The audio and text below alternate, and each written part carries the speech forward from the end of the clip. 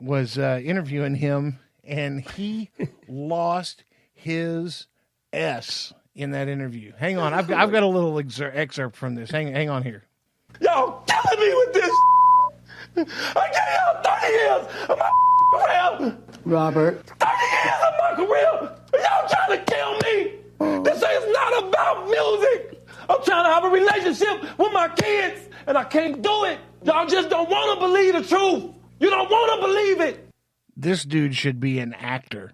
I mean, I feel like there was some over-dramatization going on. Either that or a salesman, man. He was trying to sell it like he owned it. I mean, that's the first thing tonight. Donnie comes in. He's like, have you seen the R. Kelly interview? No. So he shows me some clips of this. Oh, my God. And okay, so I got to looking into this. I have not seen the documentary Surviving R. Kelly. I haven't seen it. I heard it's pretty disturbing. But so he's been charged with 10 counts of sexual abuse, and 3 of the 4 victims, Donnie verified for me, were under the age of 17 when this took place. I mean, he's looking at 70 years in prison. Dun, dun, dun. What? And Donnie just threw something on the monitor a while ago. He's back in jail tonight for something. I don't know what that's about. Look into that, Donnie. But it'll probably explain it in this clip. Hang on.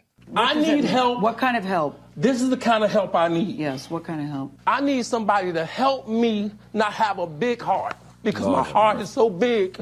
People betray me, and I keep forgiving them. I'm sorry. You sound like you're playing the victim here. You sound like R. Kelly. You do.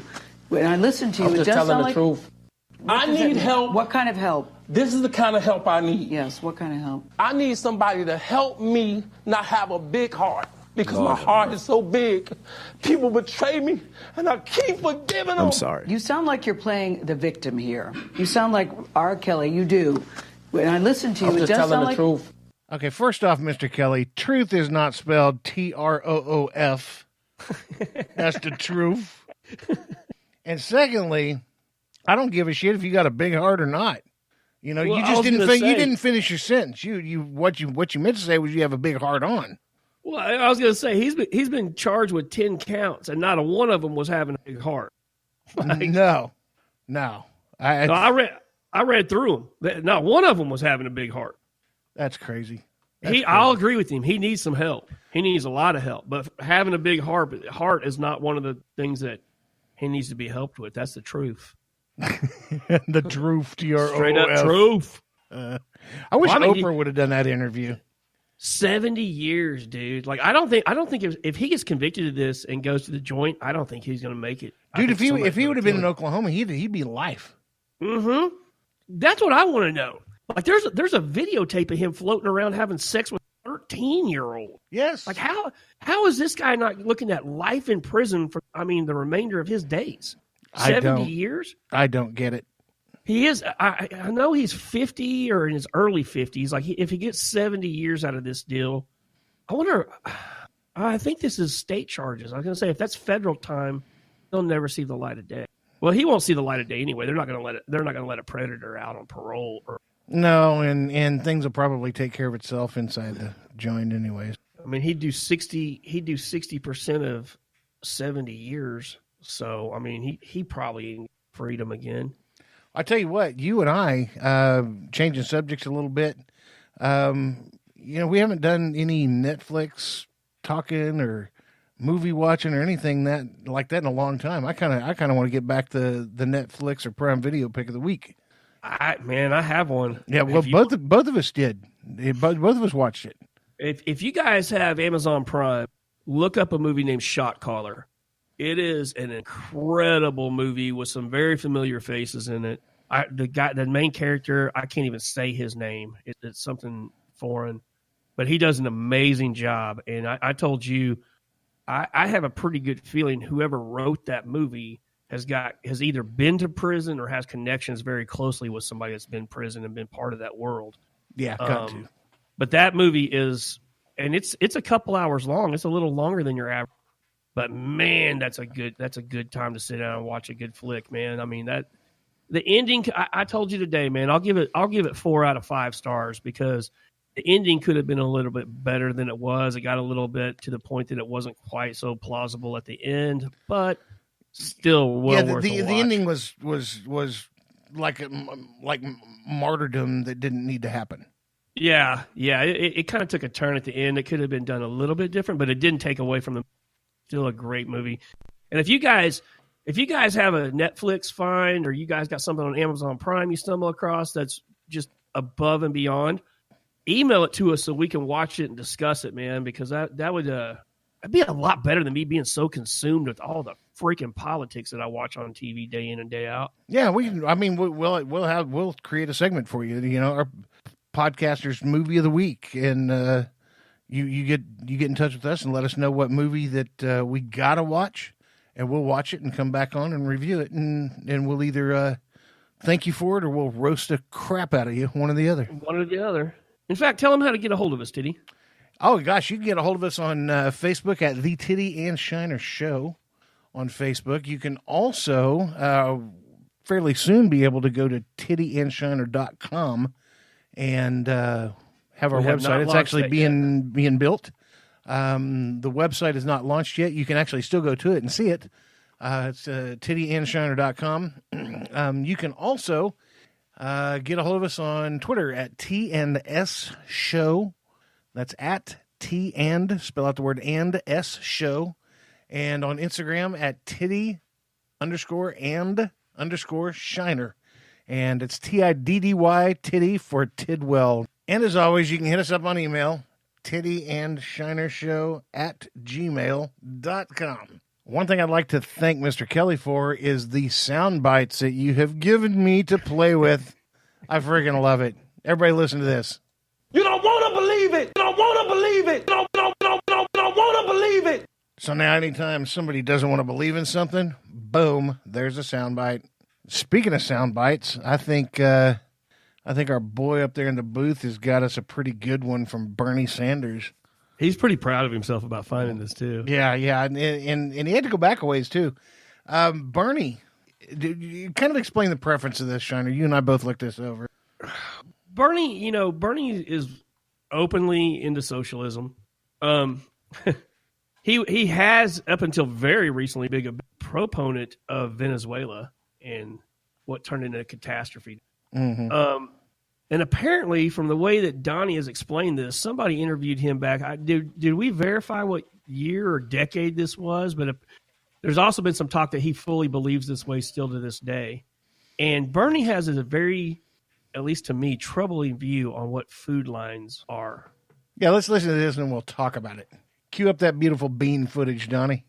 You know, it's funny, sometimes American journalists talk about how bad a country is because people are lining up for food. That's a good thing.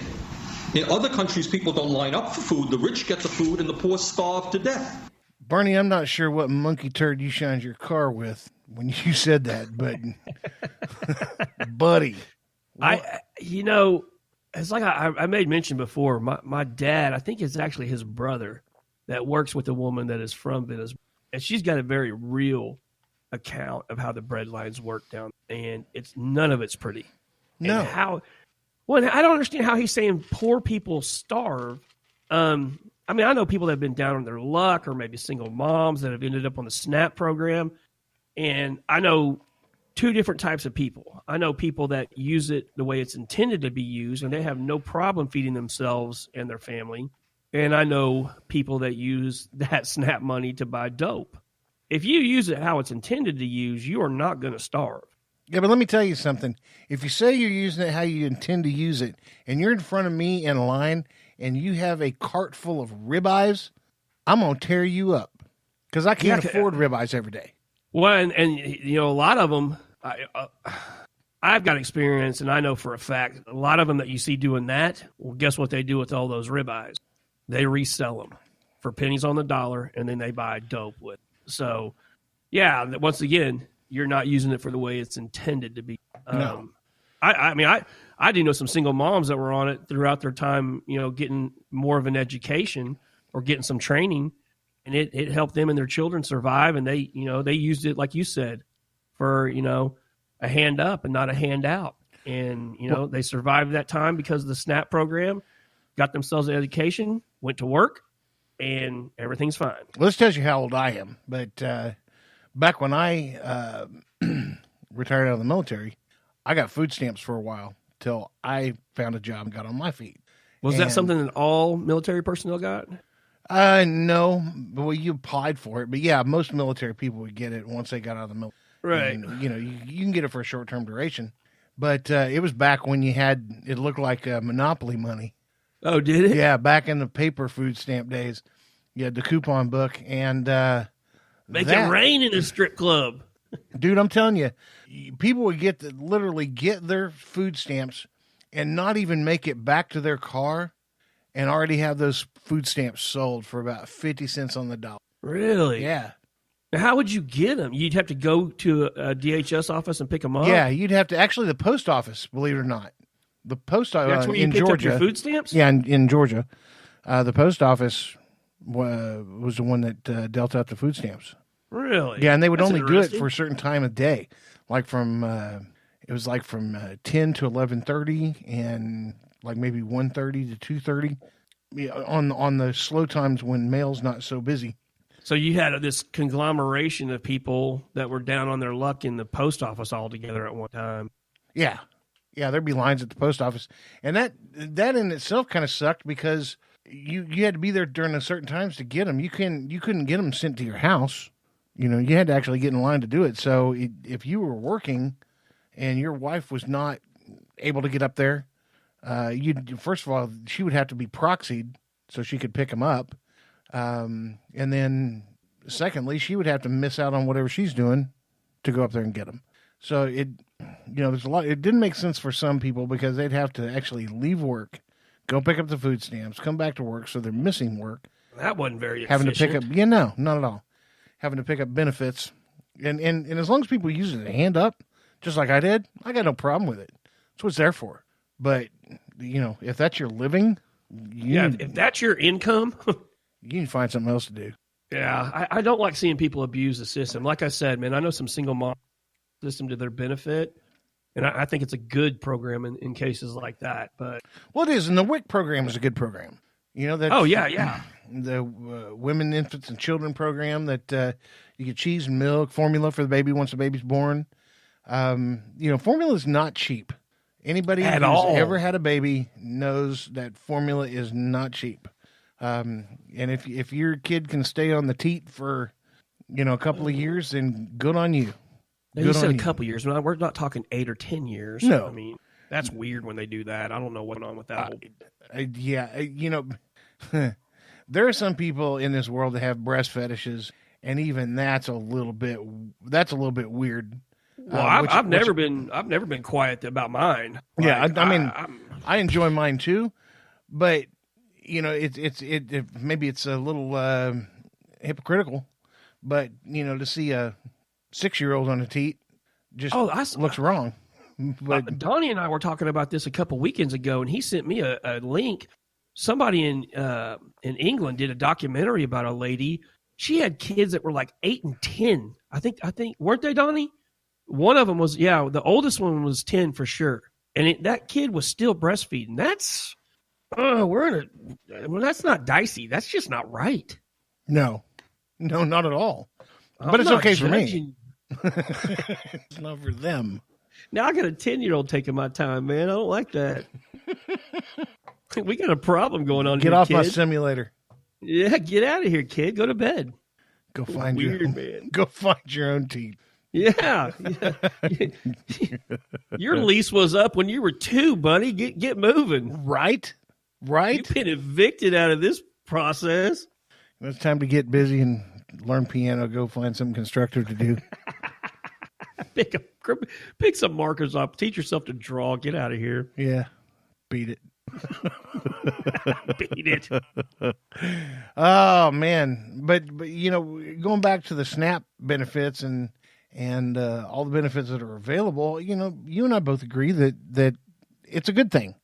I'm for them if you're using them how they're supposed to be used. Only if you're using them how they're supposed to be used. And I tell you one person in this world who will never use them. Who? That'd be Kylie Jenner. Did you see this story? I did, dude. Forbes named her the youngest. Let me go back. The youngest, quote unquote, self-made billionaire at 21 years old. Yep. I got it. Now